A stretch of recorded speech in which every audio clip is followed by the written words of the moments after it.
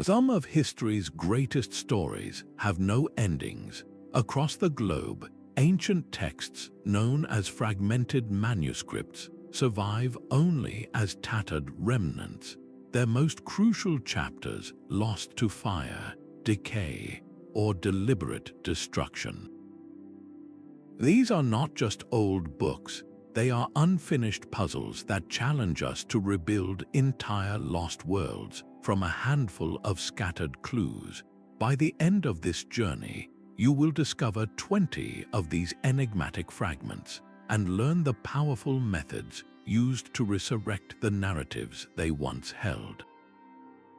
We will uncover what really happened to the original prophecies of Rome and why an entire philosophical system from ancient Greece might be completely misunderstood. What forgotten story would you most want to see brought back from the edge of oblivion? A fragmented manuscript is like a handful of tiles from a shattered mosaic. Each piece holds a sliver of color and form, a ghost of the grand image it was once part of, but the overall picture remains just beyond our grasp. So what exactly transforms an ancient text into one of these puzzles? It is not merely age. These are artifacts that have endured the unthinkable, surviving fires that turned libraries to ash, floods that dissolved ink into mud, and the slow, silent decay of centuries. Sometimes the most devastating damage was deliberate, a result of censorship or ideological purges that sought to erase entire stories from memory. What remains to us today are often disjointed paragraphs, single, lonely pages, or in the most haunting cases, just a handful of words. The true heart of the mystery, however, lies in the unfinished chapter. This is not a simple stopping point. It is a specific, critical break in the narrative flow that leaves a pivotal plot point forever hanging, a character's destiny unknown, or a cosmological explanation tantalizingly incomplete. As textual scholars like Bernard Cerquiglini have pointed out, this variance was often the norm in the medieval world, where no single copy of a text was considered the definitive version. Every manuscript was a little different, a unique performance of the story. We can break down the causes of fragmentation into a few key categories. There is physical damage, the slow erosion of time and the elements. Then there is deliberate censorship, the active destruction of ideas. And finally, there is the natural, almost gravitational loss of information over centuries, where works simply fade from memory because they were not copied enough to survive. Consider the poetry of Sappho. We know she was revered in antiquity, a voice of immense power and lyricism, yet today we possess only fragments of her work. We have a line about love being a limb loosener, a description of the evening star bringing home all that the dawn scattered. These are breathtaking shards, but they force us to imagine the complete songs, the full emotional force of performances now lost forever. This inherent incompleteness challenges a fundamental human desire, our deep-seated need for narrative closure. How does the mind cope with a story that has no ending?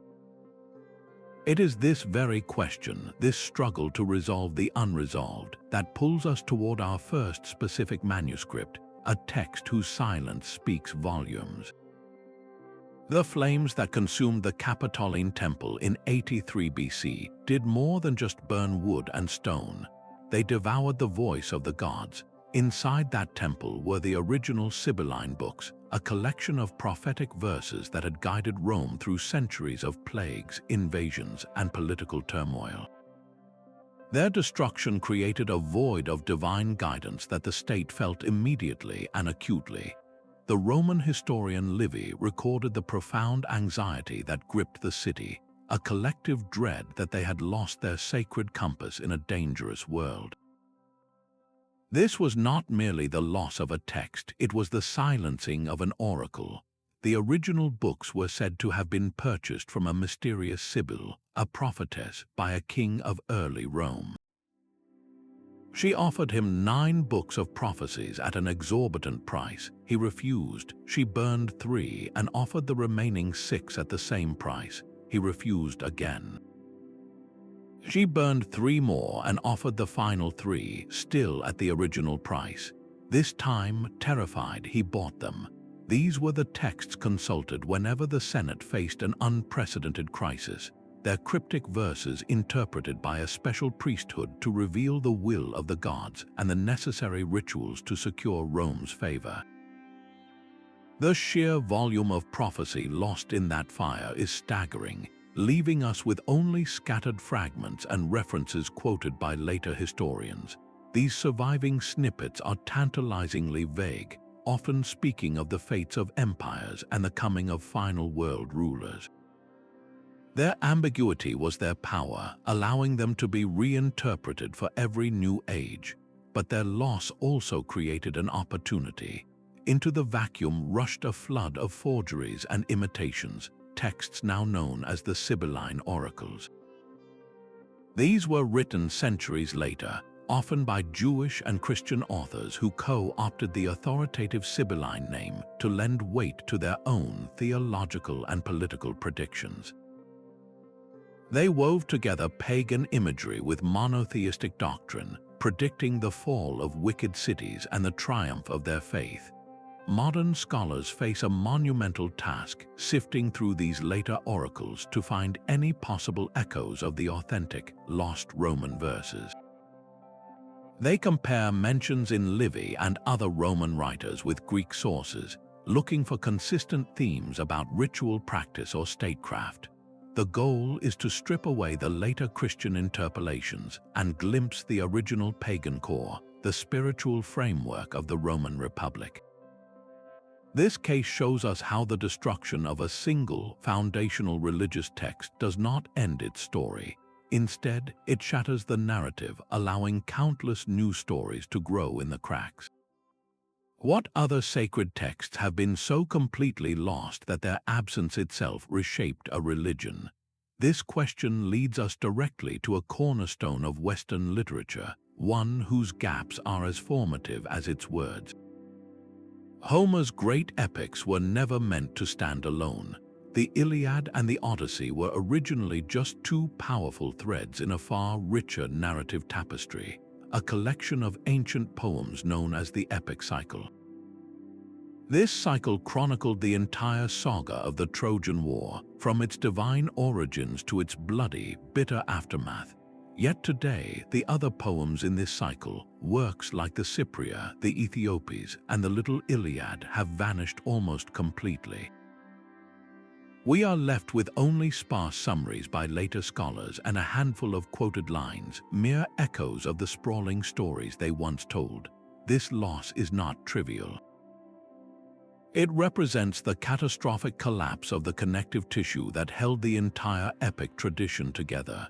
The Cypria, for instance, explained how the whole war began, not with the rage of Achilles, but with a golden apple tossed among the goddesses and the ill-fated judgment of Paris.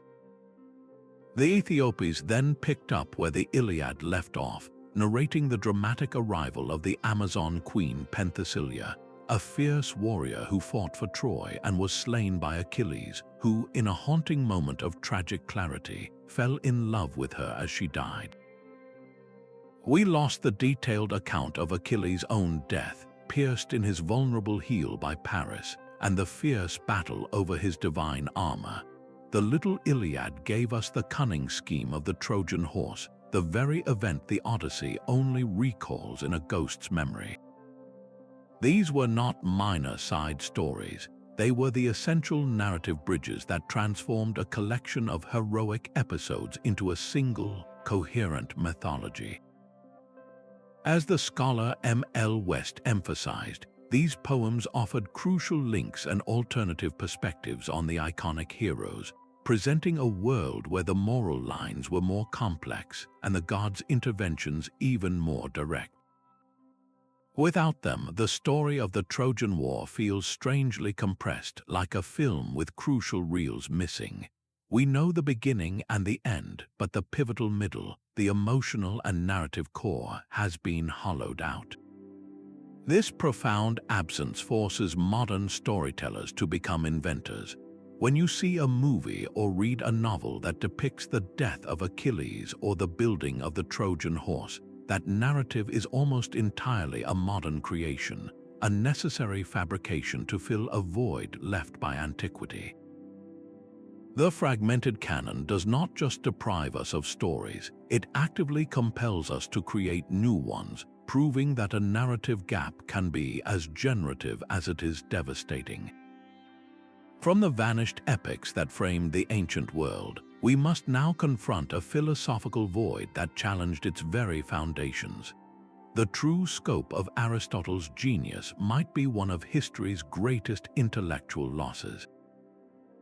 We know him today as the father of logic, his name synonymous with dense, analytical treatises on physics, metaphysics, and ethics. But these surviving texts were never meant for public consumption. They were his esoteric works, essentially the private lecture notes used within his school, the Lyceum. The real Aristotle, the one who captivated the ancient world, was a master of the literary dialogue, crafting elegant, popular books meant for a wide audience.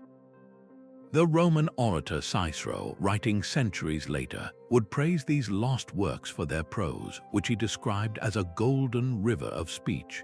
This was the exoteric Aristotle, the public intellectual whose compelling writing style was said to rival even Plato's. And yet, of these celebrated dialogues, we possess only their titles and a handful of quoted fragments. It is as if we had only the technical blueprints for the Sistine Chapel, but had lost the ceiling itself. Ancient biographers like Diogenes Laertius list works with tantalizing names, such as On Philosophy, a dialogue that supposedly laid out his mature theological ideas, or Eudemus, a treatise on the immortality of the soul that was said to be profoundly inspiring. Without these texts, our portrait of Aristotle is dangerously incomplete. We see the rigorous scientist, the taxonomist of knowledge, but we miss the eloquent philosopher who could move hearts and minds. This lopsided inheritance has shaped Western thought for 2,000 years. The dry, analytical voice of the lecture notes became the definitive Aristotle, while the passionate, accessible teacher faded into obscurity. Scholars attempt to reconstruct his lost ideas by piecing together references in later writers, from Cicero to the Church Fathers who quoted him. They look for themes that seem out of place in the technical works, searching for echoes of that golden river. What did Aristotle truly believe about the soul's journey after death? How did he articulate the concept of a noble life to the everyday citizen? The fragments suggest a mind far more spiritually inclined and less coldly rational than his surviving legacy implies. His entire system of ethics, for instance, is now studied from the dense Nicomachean ethics. But what if his dialogue on justice presented the same ideas with compelling stories and character-driven debates? The loss of his popular work created a vacuum that was filled by a caricature, the image of a purely logical, unfeeling thinker. This case forces us to wonder how many other foundational thinkers we have misunderstood because we only possess their private notes, while their public voices have been utterly silenced. Where philosophy was lost to the slow erosion of time, our next manuscript was actively hunted, a casualty of fire and fear in a world of emerging magic. An Egyptian noble's journey to the afterlife hinged on the spells and illustrations painted onto their personal book of the dead. Yet no single papyrus scroll discovered in a tomb contains the entire perfect sequence. Each is a unique and incomplete artifact, a customized map for one soul's perilous voyage through the underworld, riddled with omissions and variations that puzzle modern scholars. While museums often present a seamless version of this text, This composite is a modern illusion stitched together from dozens of damaged fragments. Egyptologist John H. Taylor describes each individual papyrus as a snapshot of a religious tradition in constant flux.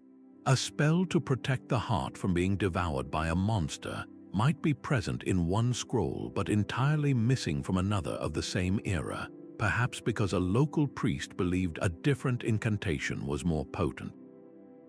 The most critical moment, the weighing of the heart against the feather of truth, is sometimes depicted in beautiful, clear vignettes. In other papyri, this scene is damaged beyond recognition or was simply never drawn, leaving a silent void at the very climax of the judgment process. Egyptologists must therefore act as textual detectives, comparing hundreds of these fragmented scrolls to reconstruct a hypothetical complete version. They trace the evolution of spells over centuries, noting how their order shifts and their wording adapts to local cult practices. The profound realization is that no ancient Egyptian ever held or needed the definitive, canonical Book of the Dead as we have constructed it. Their spiritual security rested on a personalized and inherently fragmented copy. This shows that incompleteness was not an accident of preservation, but a fundamental characteristic of the tradition itself, a fluidity that our modern desire for a single, authoritative text struggles to comprehend. From the sun-baked banks of the Nile, our search for lost stories now carries us to the misty islands of the north. Snorri Sturluson sat in his Icelandic hall in the 13th century, watching a world fade. A powerful chieftain and poet, he witnessed the Old Norse myths and the complex skaldic tradition slipping into silence, threatened by the rising tide of new cultural influences. His answer was to write the Prose Edda, a masterwork designed as a textbook for aspiring poets, a systematic guide to the old gods, and the intricate poetic metaphors known as kennings. Yet, in a profound twist of fate, this very text created to prevent fragmentation became a monumental source of it. The manuscript tradition of the Prose Edda is itself a puzzle, with its 4 main sections surviving in different medieval codices, each with its own omissions, scribal errors, and rearranged passages. We do not possess Snorri's original, only later copies that are already corrupted and incomplete. This physical fragmentation is compounded by a deeper, more conceptual one. Snorri wrote for an audience he assumed shared his cultural memory. He would reference a myth or a kenning with a brief, almost casual explanation, trusting his readers already knew the full story. For us, centuries removed, these passing references are not clarifications. They are locked doors. The scholar Ursula Dronk pinpointed this dilemma, noting how these gaps leave entire Norse deities frustratingly opaque. The god Heimdallr, the watchman of the gods, is a prime example. Snorri tells us he is the son of 9 mothers and that he possesses a resounding horn, but the original myths detailing his extraordinary birth, his precise role in the final battle of Ragnarok, and the nature of his profound connection to humanity are lost to us. He remains a spectral figure on the Rainbow Bridge, his full story whispered just beyond our hearing. This pattern of cryptic summary repeats with the myth of the mead of poetry, the magical beverage that grants the gift of skalds. Snorri provides a skeletal plot. He tells us the mead was created from the spit of the gods, stolen by a giant, and then recaptured by Odin in a daring adventure. But his version is rushed and leaves out crucial motivations and transformations that must have been part of the older, fuller telling. To rebuild the tale, scholars are forced to become mythic detectives, piecing together Snorri's summary with scattered, enigmatic references in much older poetic sources, like the Havamal, where Odin boasts of his exploits. Only by combining these disparate fragments can we begin to see the complete picture, a story of divine deceit, shape-shifting, and a perilous journey that explains the very origin of creative inspiration. Snorri's Edda, a lighthouse meant to guide us, now stands on a shore of its own ruins, its beam illuminating as much as it obscures. From the halls of the Aesir, we must now descend into a far more ancient underworld, where fragmented spells guarded the dead against unspeakable perils. The resilience of Mesopotamian clay could not always defy the brutal physics of time. Pressed into tablets over 4,000 years ago, the epic of Inanna's descent into the underworld survives, but in pieces. These cuneiform fragments, scattered across museum collections from London to Istanbul, tell a broken story of a goddess's ultimate gamble. Inanna, the Queen of Heaven, boldly decided to journey into the domain of her elder sister, Ereshkigal, the grim ruler of the land of the dead. She passed through 7 gates, stripped of her divine regalia at each one, until she stood naked and powerless before her sister's throne. The existing tablets are brutally clear about what happened next. Ereshkigal fastened the eye of death upon Inanna and turned her into a corpse, a piece of rotting meat hung on a hook. But the exact words exchanged in that subterranean court, the specific ritual insults or the deep, personal history between these two powerful sisters, are often lost in the cracked and missing sections of clay. This is where the real detective work begins. The pioneering Sumerologist Samuel Noah Kramer spent decades performing a kind of scholarly archaeology, matching pieces from Philadelphia to pieces in Paris, slowly reassembling the narrative like a 3-dimensional jigsaw puzzle. His work gave us the backbone of the story we know today, but the gaps remain, and they are profound. The most critical break occurs after Inanna is rescued. She is allowed to leave the underworld, but a terrible condition is imposed. She must provide a substitute to take her place in the land of the dead. As she returns to the world above, accompanied by a horde of underworld demons, she finds her husband, the shepherd god Dumuzid. He is not mourning her disappearance. Instead, he is seated upon her throne, clothed in magnificent garments and enjoying his rule. Inanna, in a fury, looks at him with her eyes, the eyes of death, and the demons seize him. The tablet describing the final judgment is damaged at the worst possible moment. We know Dumuzid is condemned, but the precise nature of his sentence is fragmented. Later passages reveal that his fate is not permanent annihilation, but a cyclical one. He will spend half the year in the underworld, and his compassionate sister, Inanna, will take his place for the other half. This cycle of descent and return is universally interpreted as the ancient Mesopotamian explanation for the seasons, the reason the earth is fertile for only part of the year. But the broken lines leave a haunting ambiguity. Was Dumuzid's punishment a just consequence for his hubris, a tragic misunderstanding, or a necessary sacrifice to maintain the cosmic order?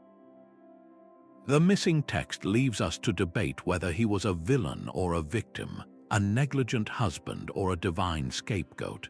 The very clay that preserved this myth for millennia also demonstrates its incredible fragility, forcing us to rebuild the emotional core of one of humanity's first great stories. This vulnerability of inscribed stone finds a parallel in the jungles of the Americas, where entire libraries of knowledge were reduced to ash. The Dresden Codex survived the flames, but its scars tell a story of catastrophic loss.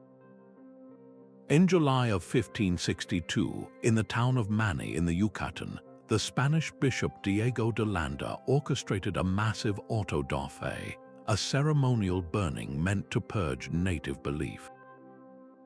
He gathered every Maya book he could find, manuscripts filled with centuries of accumulated knowledge about astronomy, history, and ritual, and he set them all ablaze. He would later write that the Maya were deeply affected, giving them great sorrow. This single act of ideological conquest reduced a vast written tradition to a handful of survivors. Only 4 major Maya codices are known to exist today, and each one is damaged. The Dresden Codex, named for the German library where it resides, is perhaps the most scientifically profound. Its pages are made of amortal paper, coated in a fine plaster and folded like a screen. You can still see the charred, brittle edges where the fire licked at it, a physical testament to its narrow escape from total annihilation. The book itself is a masterpiece of pre-Columbian intellect, a complex almanac of time and celestial cycles, but the missing pages have shattered the continuity of its most critical tables. These were not just calendars, they were predictive engines tracking the synodic cycles of Venus with breathtaking accuracy, forecasting eclipses, and correlating these celestial events with the fates of gods and kings. The epigrapher David Stewart, who has spent decades deciphering these glyphs, compares the codex to a broken clock. We can see many of the gears, but with crucial pieces gone, we cannot fully understand how they all mesh together to tell the time of an entire cosmological era. One of the most poignant breaks occurs in a section dedicated to the rain god Chok and the maize god. The narrative here was likely a ritual drama of agricultural renewal, a story of life, death, and rebirth enacted through the gods and mirrored in the planting and harvesting of corn. The existing pages show Chok with his lightning axe summoning the storms and the maize god in his moments of vibrant youth. Then a page is missing. When the sequence resumes, the imagery shifts. We see symbols of descent, of a journey into the underworld. The story of the maize god's death and resurrection is fractured, its pivotal transition lost to the fire. To rebuild this narrative, scholars must become detectives in a different library, one made of clay and stone. They turn to the iconography painted on classic period pottery, where the maize god is often shown dancing amid water lilies, or to the carved friezes on temple walls that depict his rebirth. By piecing together these scattered visual clues from across the Maya world, they can interpolate the missing chapter, understanding that the codex was describing a fundamental cycle of sacrifice and regeneration that sustained the universe. The burned pages of the Dresden Codex are more than just a physical damage. They are a direct wound from a colonial violence that sought to erase a worldview, a stark reminder that the fragmentation of a manuscript can be a deliberate act of power. This pattern of destruction by fire connects us to another, even more famous library that was consumed by flames, one whose loss has haunted the Western imagination for over 2,000 years. The legend of the Library of Alexandria's burning is a ghost story for the Western mind. It represents not one single conflagration, but a slow, grinding erosion of knowledge over centuries, a death by 1,000 cuts from fires, wars, and neglect. The result, however, was absolute. Countless unique manuscripts, works that existed in no other copy, were reduced to smoke and ash. The sheer scale of this loss is almost impossible to fathom. Consider the Greek tragedians. The three greats, Aeschylus, Sophocles, and Euripides, were known to have written over 300 plays between them. Today, we possess only 32 complete works. We have lost nearly 90% of their entire creative output. The astronomer Carl Sagan called this a library of tragedy, a cosmic disaster where entire constellations of human thought simply winked out of existence. The loss extends far beyond literature into the very foundations of history. Historians like Berossus, who wrote a comprehensive history of Babylon, and Manetho, who did the same for Egypt, are now just names. Their monumental works survive only as scattered fragments, brief passages quoted or paraphrased by later authors like Josephus or Eusebius, who are often writing with their own theological or political agendas.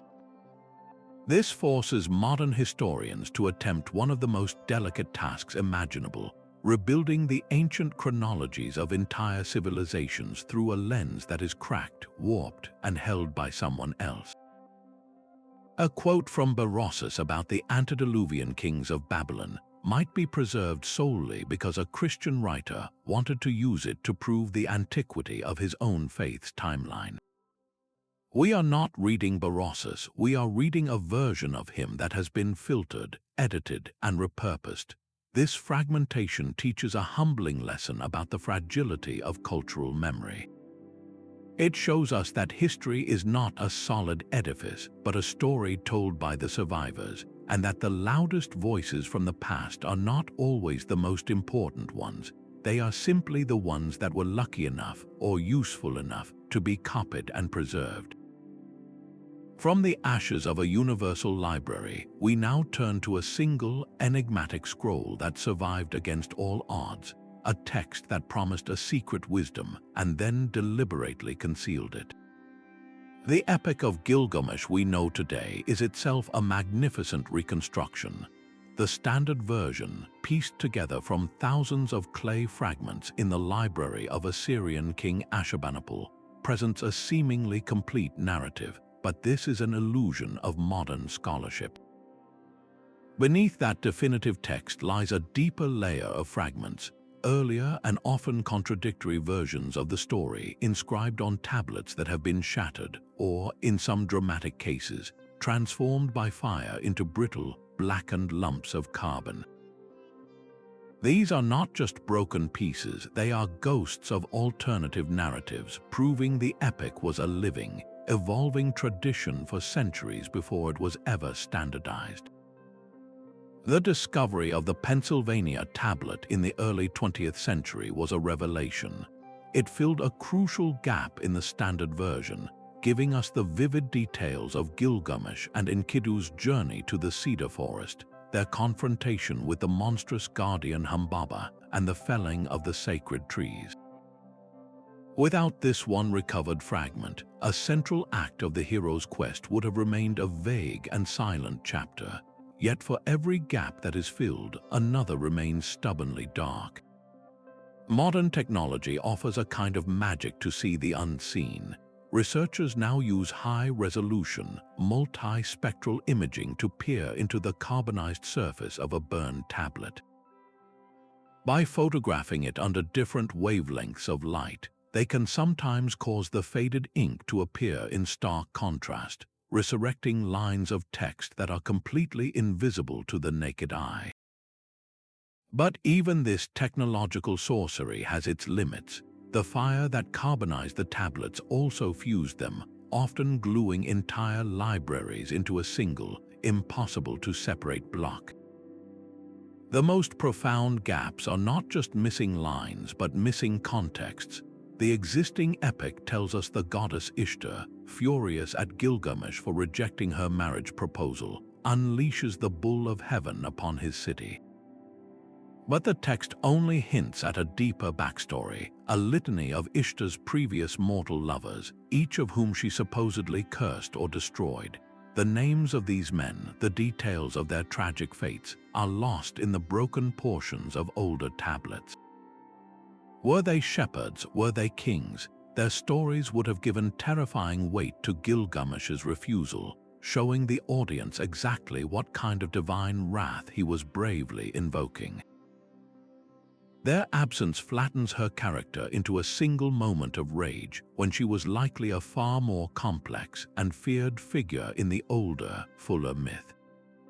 This reveals a crucial truth. Even our most complete ancient epic is a mosaic, a beautiful and compelling image assembled from shards, with a grout of scholarly guesswork holding it all together. The evolution of the lore, however, would be captured on a monument meant to last for all time, only to have its most important lessons shattered by conquest. The stone that carried Hammurabi's code was meant to be unbreakable. Carved from a single, towering slab of black diorite, it stood as an immutable testament to justice, presided over by the sun god Shamash himself handing the laws to the king. Yet this iconic stele, discovered in Susa, bears the scars of a deliberate and violent act. An Elamite conqueror, after looting the monument from Babylon, systematically chiseled away several columns of the cuneiform text. This was not random damage. It was a calculated act of political censorship, an attempt to erase specific legal principles from the most public version of the code. We have a largely complete text today thanks to other, smaller fragments and copies found elsewhere, but the physical defacement of the primary monument is deeply symbolic. It represents a conqueror's desire not just to defeat a people, but to rewrite the very rules that govern their society. The scholar Martha Roth has meticulously studied these gaps, noting that the erased sections likely dealt with profoundly sensitive topics. What laws were so dangerous they had to be physically scraped from the stone? The context of the other surviving laws offers clues. The code is incredibly detailed, covering everything from commercial transactions to family law. The missing portions, positioned in the latter part of the text, almost certainly addressed matters of state, perhaps land distribution for soldiers, or, even more critically, the complex rules of royal succession. A law clarifying who would inherit the throne would have been a direct threat to any usurper or invading power, a legal foundation for a rival claim that needed to be obliterated. To rebuild these lost statutes, scholars perform a kind of legal archaeology. They look to other, contemporary legal fragments from the region, like the laws of Lipit Ishtar or the later Middle Assyrian laws, searching for consistent legal principles. If multiple legal systems from the same era and culture contain a specific law about irrigation rights or the obligations of a feudal estate, it is plausible that Hammurabi's missing columns contained a similar decree. This painstaking work shows us that fragmentation is not always a passive result of time. It can be an aggressive, targeted weapon, a deliberate silencing of a society's foundational voice. Where a conqueror sought to shatter the law, time itself nearly erased one of history's most vivid poetic voices. Her voice was once a pillar of ancient song, yet today the Poetry of Sappho survives as a collection of exquisite fractures.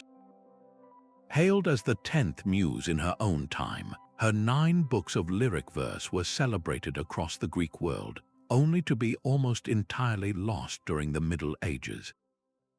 What remains are fragments, some heartbreakingly brief, recovered from papyrus scraps used to wrap mummies or as filler for cartonnage, or preserved as quotations in the works of other authors who could not forget her lines. This represents a catastrophic silencing of one of the few prominent female voices from antiquity, a loss that leaves our understanding of ancient literature profoundly lopsided. The ancient critic Longinus captured her genius when he praised a specific fragment for its sublime artistry, its ability to render the physical and emotional symptoms of desire not as an abstract concept, but as a living, breathing experience. This fragment, known to us as Poem 31, is her most famous. It describes a speaker watching a man converse with the woman she loves and the visceral cascade of symptoms that follow. "My voice is gone," she writes, "a thin flame runs under my skin, my eyes are blinded, and a cold sweat breaks over me. I am greener than grass, and I feel that I am little short of dying." The power of this description is undeniable, yet the fragmentation creates a profound ambiguity. The lines immediately before and after this emotional eruption are lost. We do not know the exact circumstances or the full nature of the relationship. Was this a public gathering, a private moment of witnessing? This void forces every translator and scholar to become a co-creator, imagining the missing context and thereby shaping the poem's ultimate meaning. Some interpretations lean into a reading of private, intimate desire, while others frame it within a more public, ritualistic performance. The gaps are not empty, they are generative, each one a space for a new interpretation to bloom.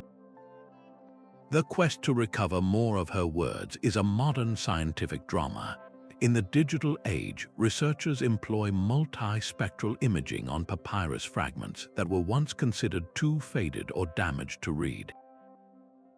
They scanned pieces that were recycled by Egyptian craftsmen to create mummy casings, and in doing so, they sometimes resurrect a new word, a new line, a new flicker of that sublime voice from the darkness. This is not an archaeology of dusty objects, but a rescue mission for a lost human consciousness. From the intimate, shattered lyrics of a single poet, our journey now returns to the grandest scale of myth, to a story so vast its own creator could not finish it. The voice of Orpheus was meant to guide the Argonauts themselves. Ancient whispers tell of an argonautica composed not by a later poet, but by the legendary musician and prophet Orpheus, a man who had supposedly sailed with Jason on his quest for the Golden Fleece. This was not just another epic, it was a theological document, a sacred text that would have infused the familiar adventure with the profound and esoteric mysteries of the Orphic religion. The version that survives from late antiquity is a pale echo, almost certainly not the original, leaving us to wonder what profound secrets were woven into the story by its mythical author. The standard tale, as told by Apollonius of Rhodes centuries later, presents Orpheus as a crew member whose music saves the heroes from the siren's song. But in the lost Orphic Argonautica, his role would have been that of a spiritual guide, interpreting every omen and monster through a lens of divine revelation. References scattered in other writers suggest this text contained a unique cosmogony, a story of the world's creation that differed radically from the one told by Hesiod. It spoke of a primordial egg from which the universe was born and detailed complex rituals for purifying the soul. The scholar M.L. West dedicated his career to gathering these fragments, piecing together a belief system that centered on the god Dionysus.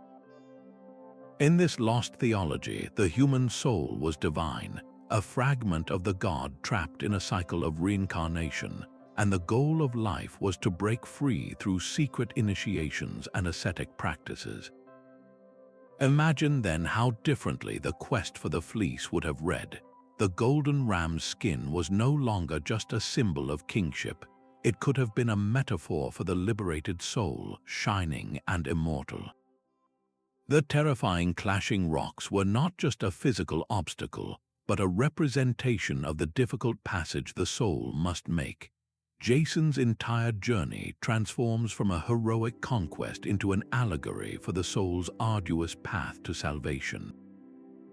The loss of this specific text is catastrophic because it does not just rob us of a story, it obscures an entire religious movement that offered a fundamentally different way of understanding the human condition in the ancient world. We are left with the orthodox state-sanctioned myths, while this more personal, mystical, and philosophically daring alternative survives only in cryptic footnotes.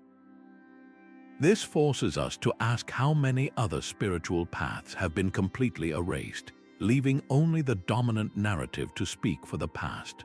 Our search for these silenced voices now carries us from the sun-drenched Aegean to the misty oak groves of the Celtic world.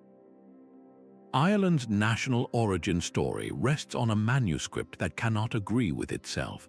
The Liber Gabala Iren, or the Book of Invasions, presents a history of the island through a succession of mythical settlers, from the first people led by Cessair to the final arrival of the Milesians.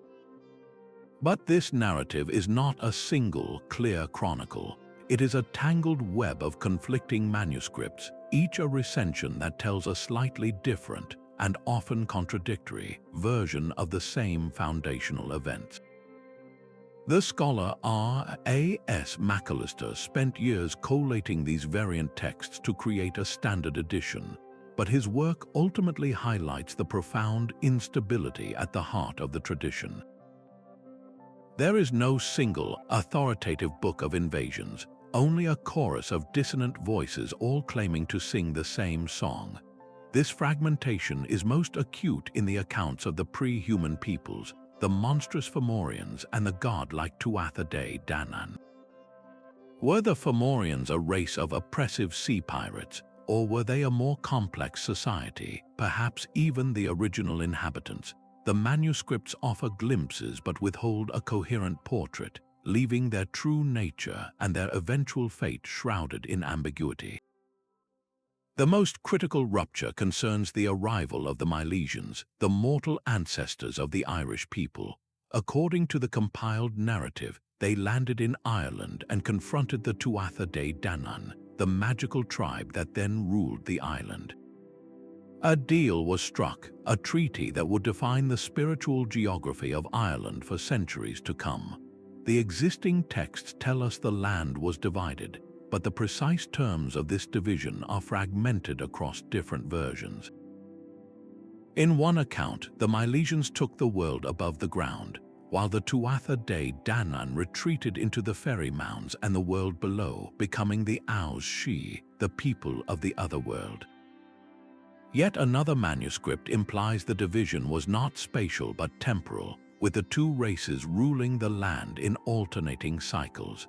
The broken treaty forces us to ask a fundamental question.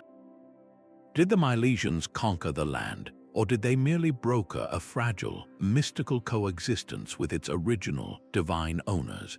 The lost details of this agreement mean we cannot know whether Ireland's foundation was an act of heroic conquest or a tense, supernatural negotiation. This textual instability reveals a powerful truth about national identity. The stories that bind a people together are not always carved in stone. Sometimes they are written on parchment that is frayed, copied by scribes who made mistakes, and assembled from fragments that never quite fit.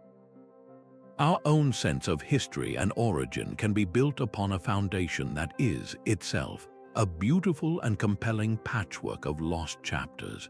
From the misty hills of Irish myth, our quest now sets sail across the vast expanse of the Pacific Ocean. A chant can be a map of the entire cosmos. The Cumulippo, a Hawaiian creation hymn over 2,000 lines long, begins in the deepest darkness, the Po, and unfolds the genealogy of life itself, from the first stirrings of the sea cucumber to the arrival of the gods, and finally to the sacred lineage of the Alii, the chiefly class. This was not a story to be read in silence. It was a performance, a ritual act chanted during the Makahiki festival to welcome the new year and reaffirm the divine connection between the ruler, the people, and the natural world. The words we have on the page today are only the skeleton of that living ceremony. The true fragmentation of the Cumulippo is not in its words, but in the silence that surrounds them. We have lost the specific chants that would have accompanied different parts of the epic, the rhythmic dance movements that gave it physical form, and the exact ritual context that activated its spiritual power. When King Kalakaua had it transcribed in the 19th century, he was preserving a treasure, but he was also freezing a river into a single photograph. As the scholar Martha Beckwith observed, this written version likely represents just one lineage's interpretation, one branch on a vast genealogical tree. The gaps emerge in the cryptic later wa or epochs. The chant meticulously lists generations, but then the connections become ambiguous. A name appears without a clear link to what came before. A symbolic creature is mentioned without its full mythological significance explained. These are not simple omissions, they are locked doors for which the oral performance held the key. The chant itself speaks of the mono, the shark, as an omacua, a familial guardian spirit. But which specific shark god is being invoked, and what was the proper offering to maintain that bond? The text does not say, because the original audience already knew. This forces Hawaiian cultural practitioners and scholars today to become active rebuilders. They must cross-reference the Kalakaua text with other family lineages, with chants from other Polynesian islands like Tahiti and the Marquesas, and with the deep ecological knowledge of the islands themselves, reading the gaps in the manuscript through the language of the wind, the waves, and the migration paths of the birds. The fragmentation of the cumulipo is a direct result of the colonial encounter, a process that disrupted the oral transmission and severed the chant from the life it was meant to sustain. We are left with a magnificent, intricate map, but we must now learn to navigate by the stars it describes rather than the detailed paths it once drew. This struggle to hear a voice across a gulf of silence finds a powerful echo in a very different text, one committed to parchment in a Northumbrian monastery, where a single surviving copy holds a poem of profound loneliness and exile. Ferdowsi's epic did not spring fully formed from a void. The Shahnameh, that great book of kings, stands as a majestic monument precisely because it was built upon a foundation of now vanished sources. Before Ferdowsi composed his immortal verses in the 10th century, the stories of Persian kings and heroes existed in a scattered constellation of oral tales and fragmented prose manuscripts known as the Khwade Namag, the Books of Lords. These were the raw materials of national memory, and their loss is a profound silence beneath the epic's thundering cadence. Early Arabic historians casually reference these texts, treating them as a known library, but not a single complete copy survives today. The scholar Olga M. Davidson argues that Ferdowsi's great accomplishment was one of synthesis and curation. He took these disparate, often conflicting narratives and wove them into a single, seamless tapestry, a unified national epic for Persia. In doing so, however, his version became so authoritative, so definitive, that it effectively erased the very fragments that gave it birth. We hear one magnificent, unified voice, and we forget the chorus of older, more varied voices it replaced. This is beautifully illustrated in the tragic tale of the hero Siavash. In the Shahnameh, his story is one of innocence betrayed, a prince falsely accused who flees his father's court and meets a martyr's death.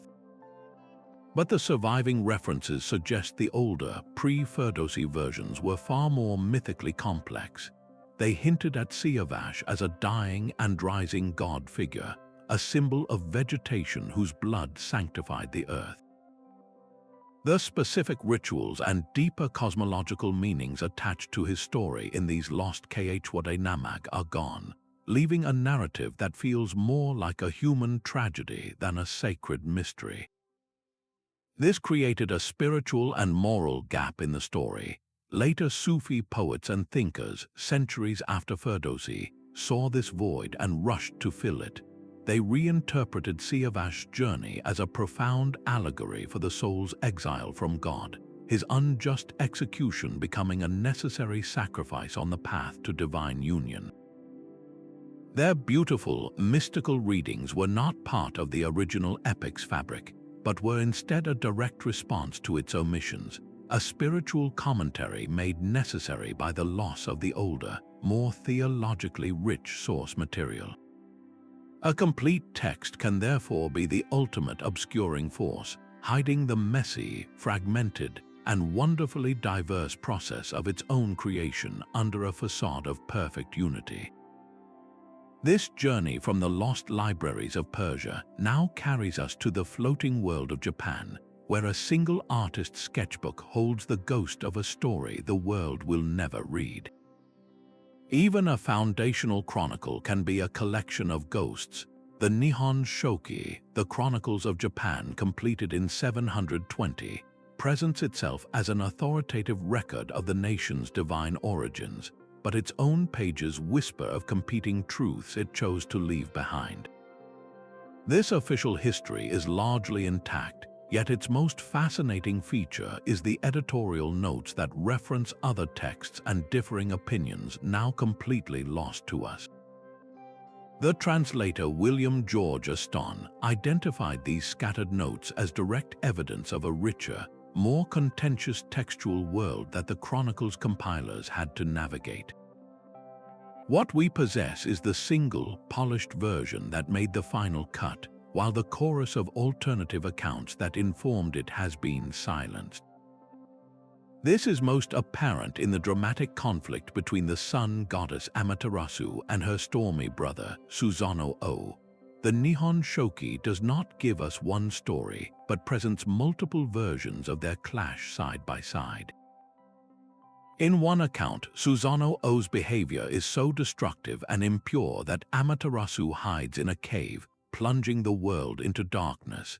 But another version, presented as an alternative tradition, suggests his actions were part of a ritual claim to power, a challenge to his sister's authority that was deeply rooted in political symbolism.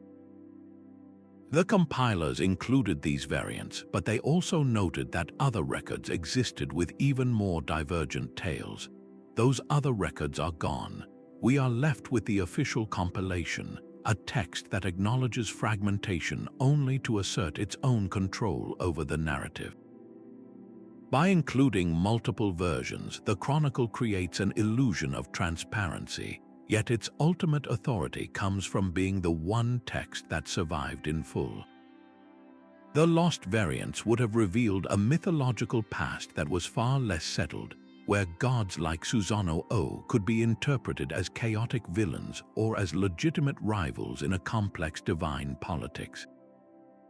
Their absence allows the state-sanctioned narrative to stand unchallenged, transforming a messy, multivocal past into a clean, linear descent for the imperial line.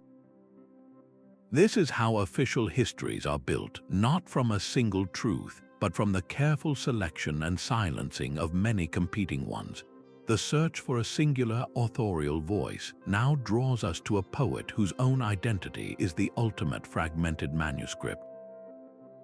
The Historia Brittonum is a heap of contradictions, and its author knew it. Attributed to a Welsh monk called Nennius around the 9th century, this chaotic history of the Britons openly confesses its own fragmented nature. In a famous preface, Nennius writes that he has simply made a heap of all that I have found, gathering scraps of history, legend, and genealogy without any attempt to smooth over the cracks. This is not a single story but a textual mosaic, a wall built from the broken stones of lost chronicles. The scholar David Dumville has spent his career trying to identify the individual pieces in this heap, tracing echoes of lost Irish annals, North British king lists, and oral poetry from the Welsh marches. Each of these sources was itself a fragment, and Nennius' great work is a patchwork of patchworks. At the heart of this compilation lies its most famous passage, the first clear historical reference to a warrior named Arthur. The text lists 12 battles he fought, but the account is brutally skeletal.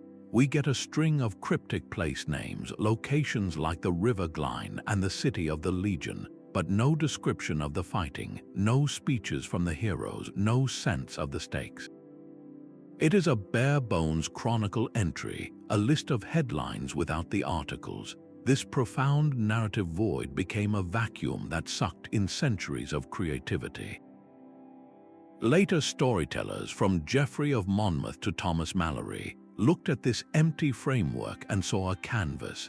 They took the name Badon Hill, the site of Arthur's final and greatest victory in the Historia, and painted an entire epic upon it, complete with knights, magical swords, and the rise of Camelot. The fragmentation did not obscure Arthur, it unleashed him. By providing a scaffold of names without a story, the Historia Brittonum handed the keys of legend to every generation that followed, allowing them to build their own Arthur, their own perfect king, upon the foundations of a forgotten history. Where a heap of fragments gave birth to a myth, the deliberate destruction of a single library erased an entire scientific worldview. A star map can be a beautiful lie. Aratus of Soli's poem, The Phenomena, was one of the most beloved and recited scientific works of the ancient world, a lyrical guide to the constellations and the weather signs they foretold. Its verses were elegant and memorable, but they were not born from Aratus' own observations. He was a poet, not an astronomer, and his masterpiece was a brilliant translation of a now-lost scientific treatise by the mathematician Eudoxus of Cnidus. We have the beautiful song, but the original score has vanished. This is the core of the fragmentation. Aratus gave us the mythic patterns in the sky, the stories of the bear and the hunter, but Eudoxus provided the raw data, the precise coordinates, the geometric models that mapped the celestial sphere itself. His work was a foundational star catalogue, a systematic attempt to bring mathematical order to the cosmos, and it is almost entirely gone. The poet preserved the lore, but the science slipped through his fingers. Our main witness to this catastrophic loss is the astronomer Hipparchus, who, over a century later, wrote a scathing commentary on Aratus' poem. Hipparchus was a meticulous observer, and his critique was not aimed at the poetry, but at its scientific inaccuracies. He pointed out errors in the placement of stars, mistakes in the description of celestial movements, and flaws in the weather predictions. In doing so, he was indirectly criticizing Eudoxus, revealing precisely where the original model failed. Hipparchus' corrections are our primary clues, the negative space that outlines the shape of the lost work. To rebuild Eudoxus' system, scholars must engage in a delicate triangulation. They take Hipparchus' specific complaints, cross-reference them with fragments of Eudoxus' work quoted by other ancient writers, and then look to later, more complete astronomical texts that might have inherited his ideas. It is a process of reconstructing a ghost from the echoes of its own mistakes. The consequence of this fragmentation was a generational setback in understanding. For centuries, students learned their astronomy from Aratus' beautiful but flawed poem, perpetuating errors that a direct reading of Eudoxus' original data could have corrected. The loss of a single scientific manuscript did not just erase a book, it misdirected an entire discipline, wrapping essential truths in the captivating, but ultimately misleading, cloak of a story. From this celestial confusion, we are pulled downward into a realm of divine judgment and a hell whose original vision was almost erased by a later, more famous poet. The hymns survive, but the rituals they were meant to accompany have vanished into silence. The collection known as the Orphic hymns is a set of 87 beautiful and eerie poems, each one an invocation to a different deity. Yet this entire collection is merely a fragment, a single chapter torn from a vast library of Orphic literature that is now almost completely lost. We have the lyrics, but the music, the choreography, and the stage directions for the entire spiritual performance are gone. The scholar Walter Burkert described Orphism as a scripture religion without the scriptures, a faith built around sacred texts that have, for the most part, been erased. The hymns themselves are cryptic, filled with coded references that would have been perfectly clear to an initiate, but are now maddeningly opaque to us. Take the hymn to the chthonic god Eubuleus. It speaks of the sacred race of the gods and the ancient sorrow, phrases that resonate with a deep, melancholic power, but whose specific meaning is locked away. These are not just poetic turns of phrase. They are direct allusions to a vast and terrifying lost myth centered on the god Dionysus Zagreus. As the fragments from other sources suggest, this was a story of a divine child, a son of Zeus, who was destined to rule the cosmos. The Titans, the older generation of gods, lured the young Dionysus away with toys, then tore him apart and devoured him.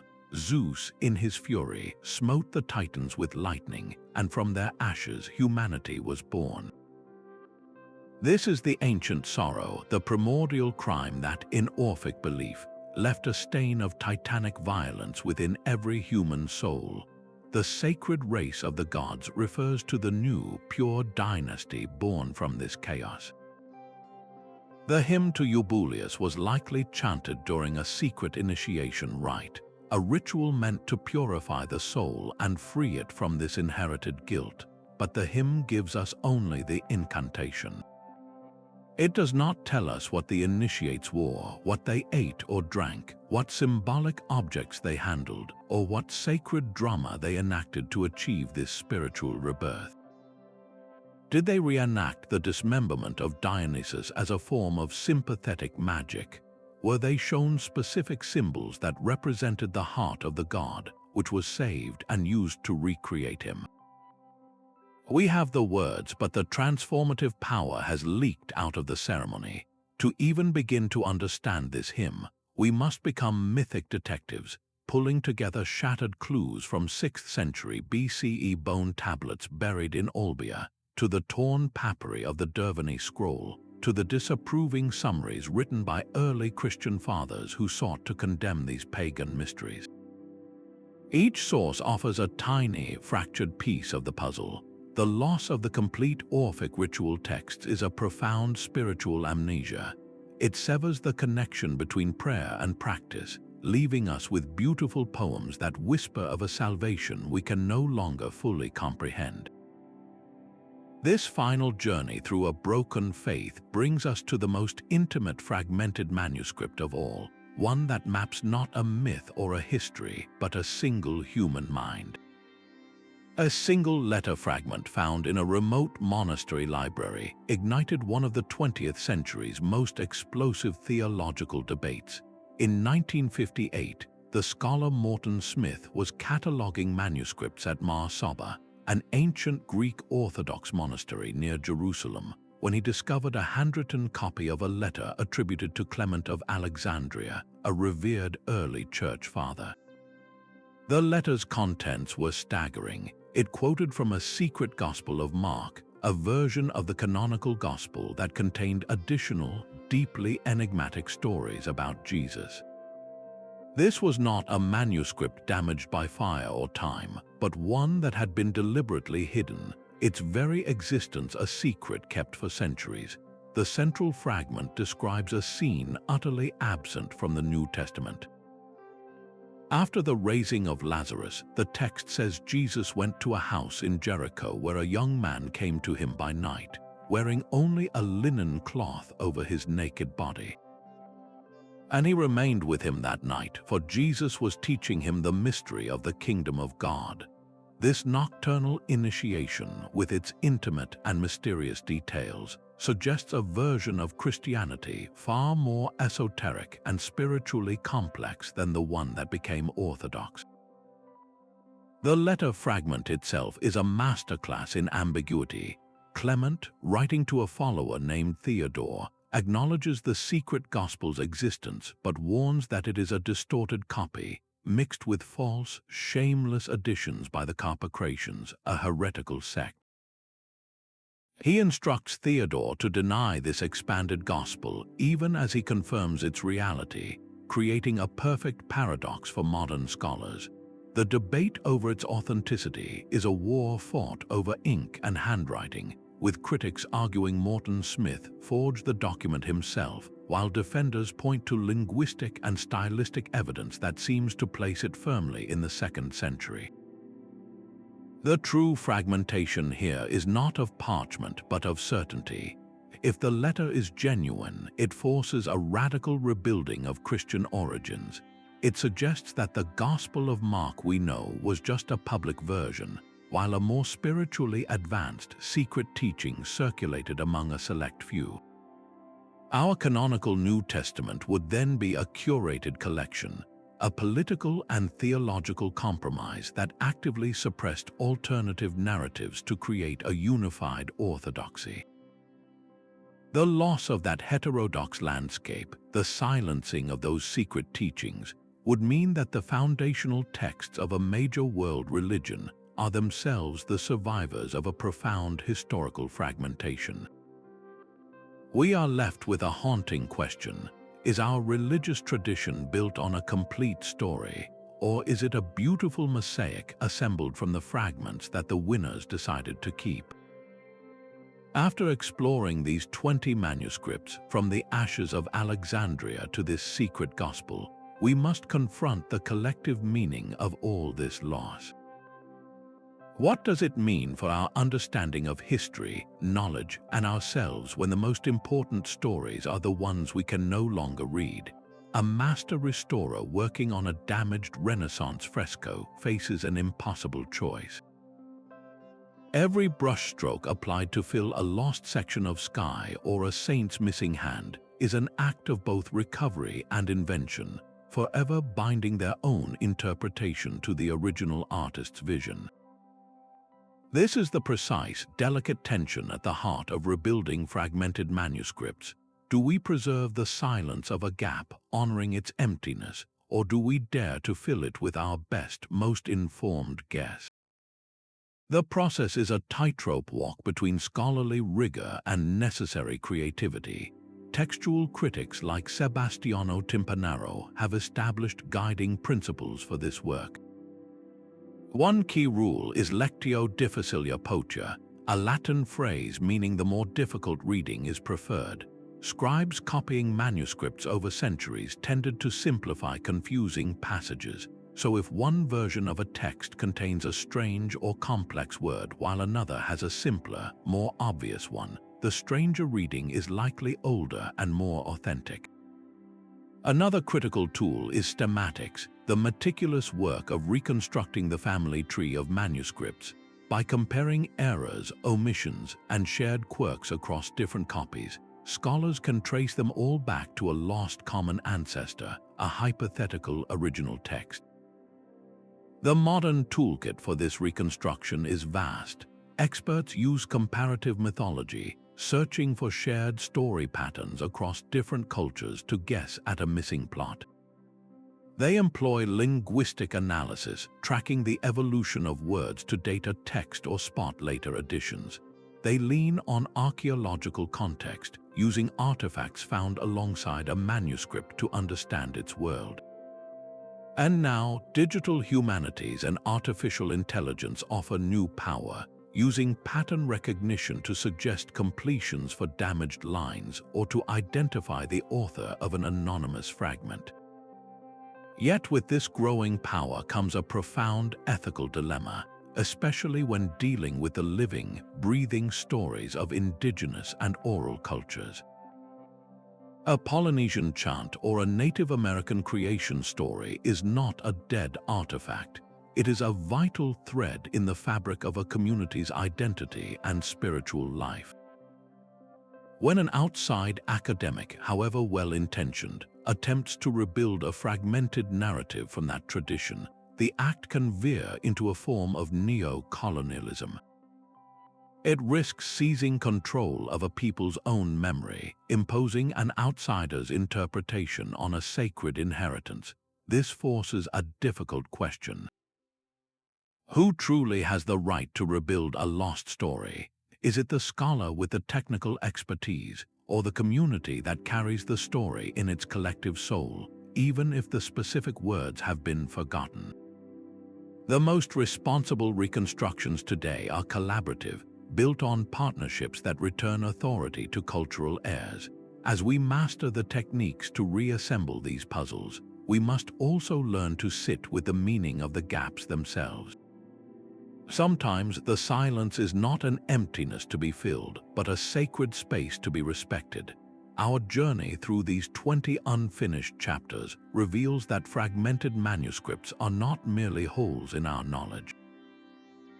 They are active, generative spaces that compel us to participate in the eternal act of storytelling.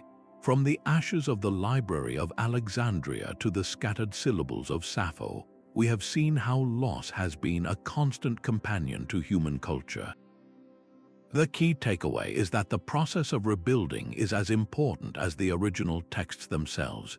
This scholarly detective work, these imaginative leaps and ethical considerations, teach us profound humility about the limits of what we can truly know. At the same time, they celebrate the relentless resilience of the human spirit in the face of oblivion. Let us close with the words of the poet Rainer Maria Rilke. He wrote, "Perhaps all the dragons in our lives are princesses who are only waiting to see us act just once with beauty and courage.